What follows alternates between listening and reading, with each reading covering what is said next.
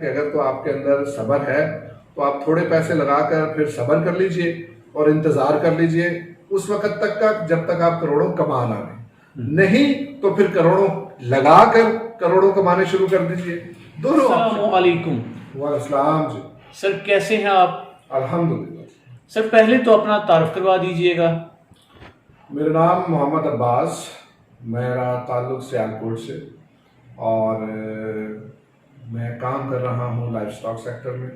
गोट farming जो है वो मेरा मेन प्रोजेक्ट है और गोट फार्मिंग में मैं फिर तकरीबन पिछले 2 साल से काम कर रहा हूँ। एज सच मैं गोट फार्मिंग नहीं कर रहा, मैं गोट फार्मिंग सीख रहा था और अब मुझे लगता है कि मैं गोट फार्मिंग कर सकता हूँ। गोट फार्मिंग अब मैं कर भी रहा हूँ और गोट फार्मिंग में लोगों को सिखा भी रहा हूँ। अच्छा बताइएगा कि क्या ये वाकई गोट फार्मिंग एक मुनाफा बख्श कारोबार है?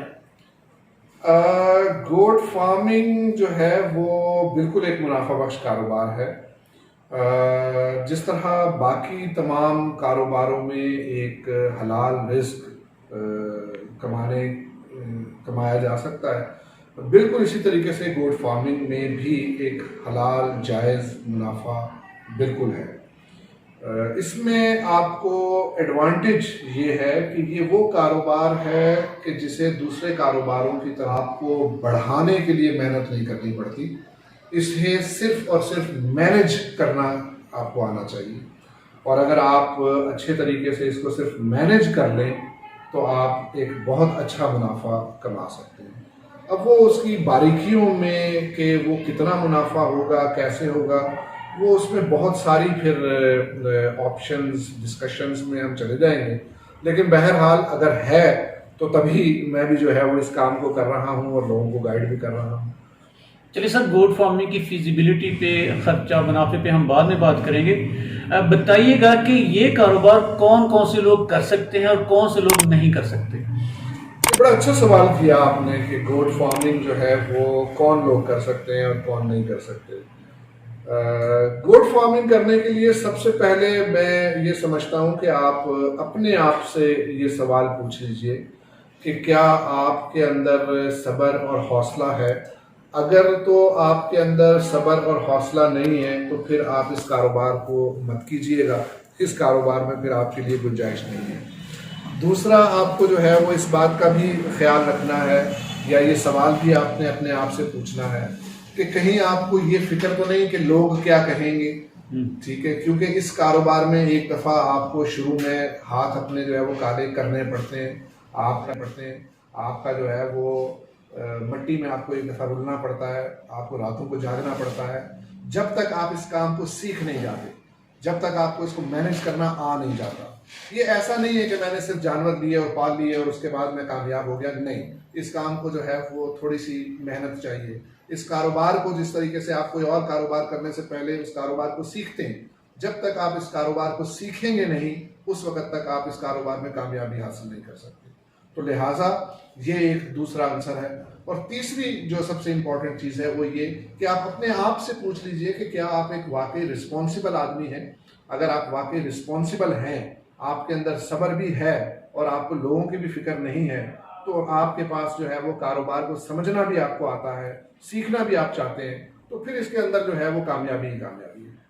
सर सोशल मीडिया पे इतनी ज़्यादा कसरत के साथ डॉक्यूमेंट्रीज हैं या वीडियोस हैं कि हर बंदा या सादा बंदा तजब्जुब का शिकार है कि कौन सी वीडियो देखे, सीखे तो कहाँ से सीखे और कैसे सीखे। असल में मसला ये है कि आज तक हमारे यहाँ जो गोट फार्मिंग होती रही है, गोट फार्मिंग हमारे यहाँ कमर्शियल लेवल पे हुई नहीं है।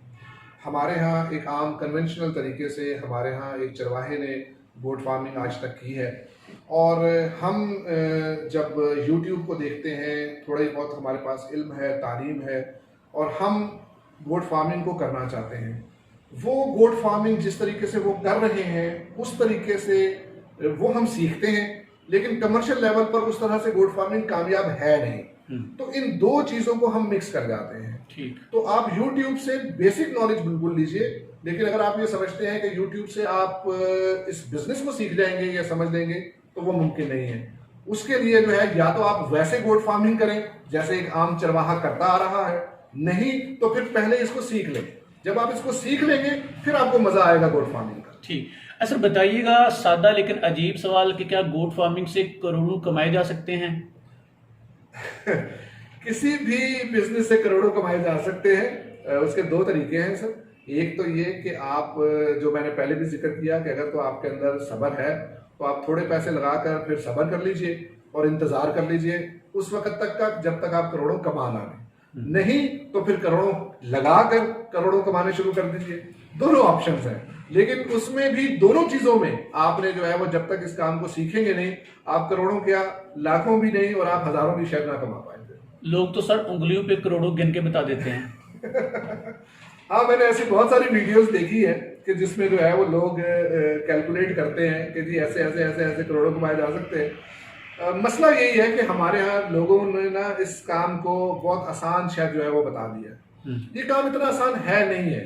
ये सिर्फ जानवर के सामने चारा डाल देने का नाम नहीं है। ये पूरी की पूरी एक मैनेजमेंट है। आपने उनकी ग़िज़ाई ज़रूरियात का ख्याल रखना है, आपने उनके ऊपर खर्च करना है, फिर आपने उनमें से जो है वो कमाना है। तो ये जो है वो इस तरीके से नहीं है। आप इस काम को पहले सीखें, समझें, फिर आपको एक्चुअल कैलकुलेशंस जो है वो आएंगी। हाँ, इसकी फिजिबिलिटी क्या है उस पर हम किसी और वीडियो में आराम से बैठ के डिस्कस कर सकते हैं और मैं आपको बता सकता हूं कि इसमें प्रॉफिट मार्जिन्स कैसे हैं। लेकिन वो प्रॉफिट मार्जिन्स उस वक्त कैलकुलेट होंगे जब आपको ये पता होगा कि गोट फार्मिंग में आपने करना क्या है। गोट फार्मिंग मीट पर्पस के लिए होती है। गोट फार्मिंग जो है वो कुर्बानी के लिए लोग करते हैं। गोट फार्मिंग ब्रीड पर्पस के लिए होती है। बहुत सारे उसमें शोबे हैं। तो पहले तो आपको ये पता हो कि गोट फार्मिंग आप करना क्यों चाहते हैं। जब आप इस बात को एस्टैब्लिश कर लेंगे कि मुझे गोट फार्मिंग करनी क्यों है, फिर आप उसके मुनाफे को कैलकुलेट करेंगे, तो फिर मेरा ख्याल है कि ज्यादा आसान हो जाएगा। सर बताइएगा कि लोग इस कारोबार को क्यों अपनाएं? लोग इस कारोबार को क्यों अपनाएं? लोग इस कारोबार को इसलिए अपनाएं कि आने वाला वक्त जिस दौर में हम एंटर हो रहे हैं उसमें वो तमाम लोग जो इंसान की बेसिक ज़रूरियात के साथ जुड़े होंगे उन्हें ज़्यादा मुश्किलात फेस करनी नहीं पड़ेंगी। और गोट फार्मिंग में आप गोश्त की पैदावार कर रहे हैं जो कि इंसानी ज़रूरत है, जो कि एक बेसिक ज़रूरत है। और अगर आप जो है वो बेसिक ज़रूरत को खुद पैदा कर रहे हैं तो आपके लिए मज़ीद ज़्यादा आसानी होगी। तो इसलिए जो है वो मेरा ख्याल है कि गोट फार्मिंग जो है वो आपको बिजनेस पॉइंट ऑफ व्यू से आगे आने वाले दौर में काफ़ी हेल्पफुल रहेगी। क्या मशवरा देना पसंद करेंगे जो लोग गोट फार्मिंग करना चाहते हैं या करने के बारे में सोच रहे हैं, आप उनको क्या कहेंगे? मैं उनको एक मशवरा दूंगा और वो ये कि YouTube के ज़रिए जो है वो कोशिश ना करें इस चीज़ को करने की। इसको पहले आप सबसे पहले अपनी सिमत का तयन करें। उस सिमत का जो तयन हो जाएगा तो फिर उस सिमत में जो है वो आप इस कारोबार को सीखें, इस कारोबार में कुछ वक्त लगाएं। उसके बाद आपको खुद ब खुद पता चल जाएगा कि आपने इसको किस पैमाने तक लेकर जाना है, किस लेवल तक लेकर जाना है और आपने इसमें से मुनाफा किस हद तक कमाना है और कैसे कमाना है। एक सवाल ऐड करूंगा कि क्या गोट फार्मिंग पूरे पाकिस्तान में की जा सकती है या इसके मखसूस इलाके हैं जहां पर यह कामयाबी से की जा सकती है? नहीं सर, गोट फार्मिंग जो है देखें, अल्लाह ताला ने पूरी दुनिया में मुख्तलिफ किस्म की नस्लें किसी भी जानवर में जो है वो, चाहे वो आप बड़े जानवरों में हों, छोटे जानवरों में हों, तो वो नस्लें पैदा की हैं उस इलाके के हिसाब से। सख्त सर्दी, शदीद सर्दी, बारिशों के मौसम, इन तमाम मौसमों के एतबार से हर तरह की नस्लें पूरी दुनिया में मौजूद हैं।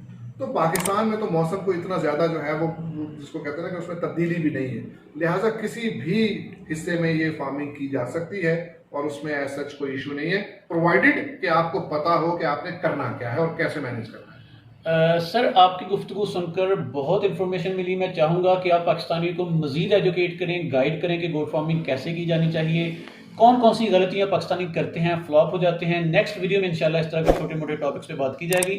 अभी इस वीडियो में आपने इंतहाई इन्फॉर्मेशन दी, आपकी बहुत बहुत मेहरबानी। बहुत शुक्रिया, थैंक यू वेरी मच। और इंशाल्लाह गोट फार्मिंग से रिलेटेड जो है वो हम जितने भी टॉपिक्स हैं उसमें उनकी चराई से लेकर, उनकी बीमारियों से लेकर, उनकी ग़िज़ाई ज़रूरियात से लेकर, हमल से लेकर, उनके बच्चों की मोर्टेलिटी को लेकर, उनकी जो है बच्चों की ग़िज़ाई ज़रूरियात को लेकर, शेड मैनेजमेंट को लेकर, ऑपरेशनल इश्यूज को लेकर, तमाम पर हम इंशाल्लाह जो है वो आप जैसे जैसे हमसे डिस्कस करेंगे, हम इंशाल्लाह आप लोगों की रहनुमाई करते रहेंगे। इंशाल्लाह इंशाल्लाह। थैंक यू सर, बहुत बहुत शुक्रिया। शुक्रिया जी, थैंक यू।